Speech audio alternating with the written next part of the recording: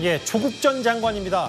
오늘 자녀 입시 비리 사건 등의 항소심 첫 재판이 있었는데요. 조 전 장관 여기에 출석을 했습니다.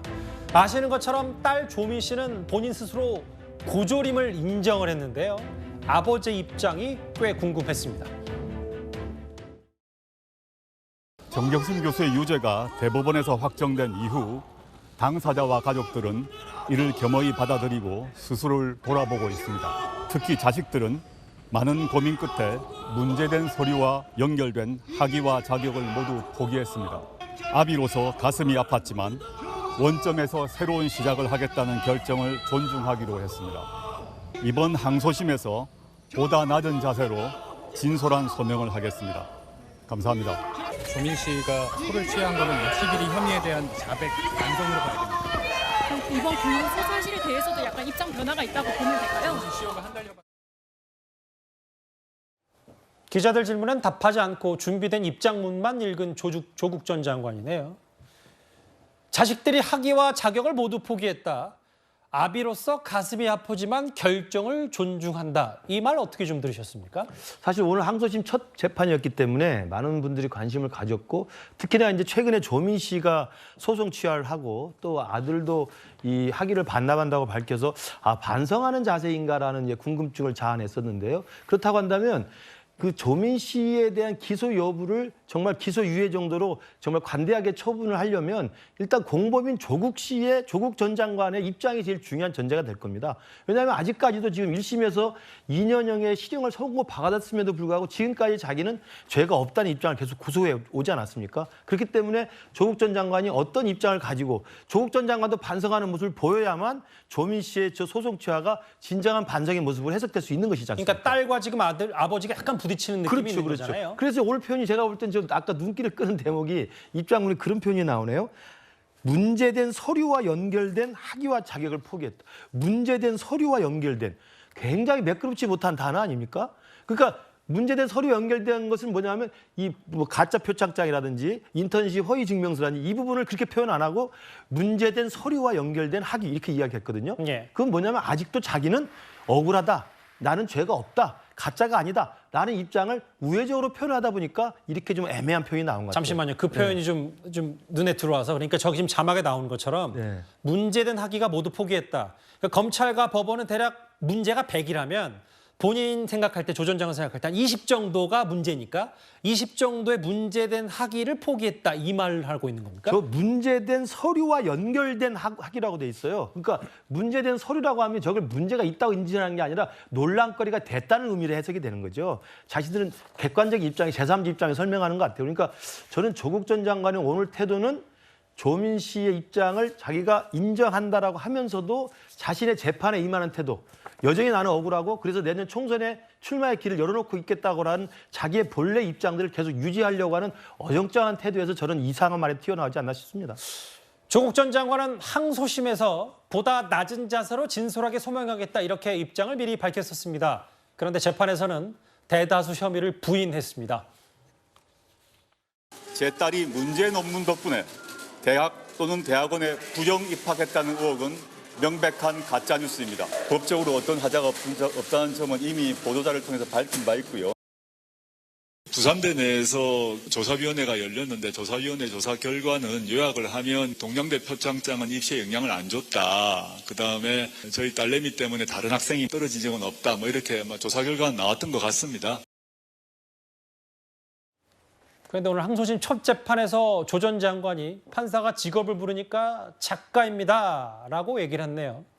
그러니까 좀 따라가 보면 전직 서울대 교수, 지금 뭐 이제 직위를 내려놨습니다만 조 전 장관 파면이 됐습니다만 조 전 장관 법무부 장관에 서울대 교수 갔다가 다시 작가로 됐고 뭐 직업은 뭐 본질을 알 수 있는데 일단 본인 스스로를 최근에 북콘서트 다니기 때문에 작가로 좀 표현을 했네요. 딸의 입시 비리 공모 혐의에 대해서는 부인했습니다. 알지 못했다. 어떤 뜻으로 보세요? 그러니까 지금 직업이 변해왔는데 수용 생활은 하지 않아야 될 거 아니겠어요? 그러니까 실형 2년을 받았단 말이죠. 그러니까 조국 전 장관에 대한 판결문상의 범죄 사실이 한두 개가 아니고 그러니까 직권남용도 있고 그다음에 청탁금지법 위반도 있고 이와 같이 이제 위계한 공무집행방해 내지 업무집행방해가 같이 들어 있습니다. 그러니까 아마 제 생각에는 이 조국 전 장관의 재판 관련해서 이해관계가 얽힌 분이 굉장히 많아요. 조국 전 장관이 실형도 안 받아야 되겠고, 그다음 최강욱 의원도 관련돼 있습니다. 아들한테 인턴십 확인서 써줬기 때문에 최강욱 의원의 출마 자격까지 또 연관돼 있는 상황이고요. 정경심 여사의 경우에는 1년을 더 살아야 되는지 안아야 되는지에 대해서 관련돼 있습니다. 정경심 교수요. 예. 네, 정경심 교수. 그다음에 이 아들, 딸은 기소유예를 받는지 아니면 기소돼서 또 재판을 받아야 되는지도 연결돼 있기 때문에 조국 전 장관의 입장은 결국은 아들, 딸의 입시 비리는 인정할 것이다. 이게 첫 길이기 때문에 인정하지 않았지만 검찰이 처분을 하고 나면 본인의 유리한 양형 자료를 확보하는 차원에서라도 인정할 것이다. 왜냐하면 실형 선고를 받지 않아야 되거든요. 이것이 본인이 이제 정치를 위한 피선거권 유지 여부를 떠나서 실형은 받지 않아야 되기 때문에 아마도 개인적인 생각은 두 번째 내지 세 번째 길에는 입시 비리 혐의에 대해서는 공소사실 인정할 여지가 없지 않아 있다. 저는 이렇게 판단합니다. 그러니까 인정을 하면 또 딸과의 관계에서도 좀 더 돌파구가 좀 생기는 거예요. 그건 어떻게 봐야 될까요? 그러니까 딸에 대한 이제 재판 넘겨지고 이런 과정, 뭐 검찰이 불구속 상태에서 기소할 수도 있다, 뭐 이런 얘기가 좀 나오니까. 그런데 조국 전 장관의 심정에서 보면 본인이 인정을 하게 되면 딸은 100% 인정이 되는 거거든요. 공범의 딜레마라고 합니다. 아들, 딸은 100% 유죄가 인정되는 거기 때문에 본인이 인정한 상태에서 아들, 딸에 만약에 기소유예가 안 돼 기소가 되면 본인은 또 아들, 딸한테 잘못한 게 되잖아요. 그렇죠. 그렇기 때문에 아들, 딸에 대한 처분이 있고 나서 본인이 인정할 가능성이 커요. 예. 그래서 아마 누가 먼저 할 착하네요. 것이냐에 예. 따라서 예. 약간 죄수의 딜레마라는 게 얽혀 있습니다. 예. 근데 개인적으로다가는 조 장관이 여기서 아들, 딸에 대한 입시 비리를 부인해도 큰 영향이 없어요. 양형에는. 아하. 그렇기 때문에 굳이 부인해서 실익이 없을 바에는 인정하고 양형이 도움되고 아들, 딸에 도움되고 최강욱 의원한테 도움되고 아하. 이런 식의 다방면의 포석을 위한 고민을 하고 있지 않을까. 결국 검찰하고의 약간 머리싸움 같은 걸 하고 있는 것으로 저는 생각하고 있습니다. 대신 과거에 본인 목소리를 좀 입장을 좀 바꿔야 되니까 그런 뭐 여러 가지 저기들은 좀 있겠네요. 오늘 사전 포석을 했잖아요. 성실하게, 진솔하게 또는 겸허하게 뭐 해나가겠다 이런 얘기를 한 걸로 봐서는 예. 저는 이게 본인의 생각만이 아니고 여러분과 의논했다고 봅니다. 그 고민의 흔적이 나오는 말일 수도 있겠는데 이현정 의원님, 네. 저하고 좀 오늘 조 전 장관의 재판 중에 말을 좀 볼까요? 이렇게 증언을 했더라고요. 생업에 종사하고 왕성히 사회활동을 하던 피고인, 그러니까 본인 얘기하는데 딸이 체험학습으로 언제 어디 가서 뭘 했는지 일거수일투족을 알기는 어려웠을 것이다. 이게 조 전 장관 측의 얘기입니다. 하루 종일 트위터 하시느라고 뭐 바쁘셨는 모양인데 글쎄요. 그동안에 드러난 여러 가지 정황들을 보면 아들 시험 문제도 같이 풀어주고 또 조민 씨에 대해서 이제 그 장학금 관련돼서 받았다는 이야기를 주고받은 뭐 문자라든지 뭐 이런 걸 보면 전혀 무심했다라고 보기는 어렵지 않겠습니까? 더군다나 저는 이 조국 전 장관이 말이라는 게 참 이분은요 기자들 앞에서 할 때는 참 그럴싸하게 이야기를 합니다. 근데 정작 안에 들어가서는 전혀 딴 이야기를 해요. 오늘 대표적으로 항소심에서 보다 낮은 자세로 진솔하게 소명하겠다. 그럼 그동안은 높은 자세로 진솔하지 않게 소명했나요?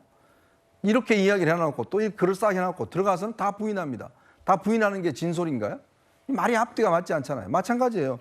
이것도 생업에 전혀 때문에 바빠서 이 조민에 대해서 전혀 관여를 안 했다고 이야기를 하는데 그동안 드러난 증거를 보면 결국 본인의 학교에 인턴까지도 해주고 그다음에 뭐 아들 같은 경우는 시험 문제도 같이 풀어주고 장학금 문제도 상의도 하고 다 하는 적들이 있지 않습니까? 좀 그런 것도 있는데도 불구하고 했다? 그 트위터 할 시간에 뭐 딸에 대해서 관심이 없다고 할지 모르겠지만 어쨌건 생업 때문에 바빴다고 하는 것은 저는 뭐 다른 핑계라고 생각이 드는 것이고 제발 좀 앞 이야기가 뒷이야기가 좀 저는 같아야 된다는 생각이 듭니다. 제가 아까 좀 말씀드렸지만 그렇게 진솔하게 이야기하겠다고 해놓고 법정 가서는 다 부인해버리고 뭐가 진솔한 거죠? 뭐 부인하는 게 진솔한 건가요?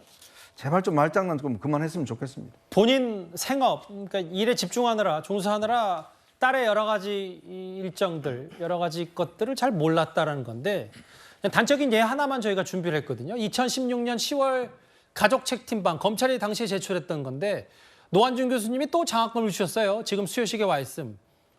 굿. 교수님들이 아버지랑 많이 닮았네 말씀하시는 걸 얼핏 들었다. 부담되겠지만 할 수 없느니라. 뭐 이거 하나만 보고 뭐 이걸 뭐 생업에 종사했는데도 다 신경 쓰지 않았냐라고 얘기할 수는 없지만 전반적인 것들이 좀 뭐 앞뒤가 조금은 좀 어색하지 않냐 이런 부분들은 충분히 문제 제기할 수 있는 겁니까? 뭐 보시는 입장에 따라서 저는 뭐 충분히 그렇게 얘기할 수도 있다고 보는데 저 채팅방을 봐서도 우리가 알겠지만은 조국 교수의 답이 굉장히 짧아요. 그러니까 그만큼 뭐 이렇게 길게 얘기를 답을 못한다거나 그런 예. 상황이라고 저는 보이는데 예. 뭐 대다수의 대한민국에 뭐 다 그런 건 아닙니다만은 뭐 40, 50대 항상 왕성하게 활동할 나이에 아버지들, 아빠들이 보통 자식들이 이제 뭐 신경은 쓰지만은 또 엄마만큼의 신경을 많이 못 쓰는 경우도 많고요. 그 조국 교수가 지난 기자회견이나 청문회 때도 얘기했지만은 살갑게 챙기지 못한 부분은 스스로도 반성한다고 하셨어요. 뭐 이것과 관련해서 또 떠오르는 게 저는 한동훈 장관도 그 딸 뭐 그런 청문회 자리에서 얘기할 때도 또 본인도 그렇게 살갑게 챙기지는 못하는 아빠다라고도 이렇게 얘기를 하신 걸로 봐서 물론 조 전 장관은 재판에 넘어갔고 한동훈 장관은 그와 예, 다르기 뭐 때문에 다른데 단순 저는- 비교는 좀 어려울 수 있어요. 일단 말씀하십시오. 그 40, 50대 보통 그 아빠들이 하는 게 이렇게 자녀들의 어떤 이런 체험학습까지 어디로 가고 이런 것까지는 챙기지 못한 거인데 이것이 저는 뭐 거짓이라 생각하지는 않고요. 그러니까 뭐 지금 방금 뭐 두 분께서 얘기를 잘 해주셨지만은 지금 조국 교수가 얘기를 하는 것은 자녀들이 이러한 걸 모든 걸 포기하고 처음으로 돌아간다는 부분은 저는 양형에 대한 얘기를 저는 하는 것 같고요. 본인이 지금 소명을 하겠다는 것은 범죄 인부에 대한 얘기를 하는 것 같아요. 본인이 뭐 이거에 대한 판단은 재판부가 하는 것이니까 알겠습니다. 저는 이런 부분에 대해서 좀 구분해서 봤으면 좋겠습니다. 변호사이신 윤기찬 부위원장께서는 동아일보에서 일부 나왔던 그러면 딸을 바로 재판에 넘기지 않을 수도 있다. 뭐 기소유예도 나오는데 어떻게 전망하세요? 저는 개인적으로 기소유예를 할 가능성이 없지 않아 있어요. 그러니까 지금 조민 씨 같은 경우에는 본인이 이제 고대나 의전원의 입학 자격을 당한 것을 취소해달라는 소송을 또 취하했거든요. 그래서 본인이 그만큼 이번 사건을 통해서 손해본 게 많다라는 점을 주장하려고 하는 것 같고, 그다음에 조국 전 장관은 제가 아까 말씀드린 대로 그런 향후 입장 변화가 또 예상이 되는 부분이 있고, 또 아들도 연세대에 그 학위 반납을 했단 말이죠.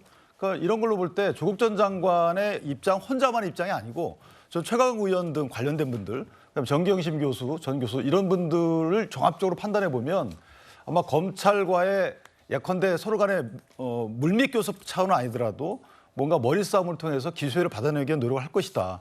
저는 검찰이 기소유예를 하는 것이 조국 전 장관의 재판에서 일부 공소사실을 인정받는 그런 또 하나의 전략일 수도 있고 해서 저는 개인적으로 기소유예가 가능하다고 보고요. 아까 조국 전 장관 관련해서 얘기가 하나 더 추가해야 될 부분은 조국 전 장관이 너무 단언을 해왔어요. 그동안에. 스펙에 대해서 이거 분명히 우리 딸이 했다, 우리 아들이 했다라고 기자회견 내지 1심 그 거치는 과정에서 내가 잘 모르지만 이렇게 들었다라고 전언을 전한 게 아니고 본인이 확실하게 아니다라고 얘기를 해왔거든요. 그런데 지금에 와서 그 딸이 자취생활을 했기 때문에 잘 모른다. 그다음에 고등학교 때 3개 하고 대학교 때 4개를 했는데 내가 자색을 어떻게 알겠느냐. 이렇게 태세전환했다는 것은 예. 사실은 진솔하지 않은 거죠. 조 전 장관 둘러싼 재판 상황이 본인에게는 좀 좋지 못하게 흘러가는 건 분명해 보이지만 오히려 총선 출마설은 쉽게 식지 않고 있습니다.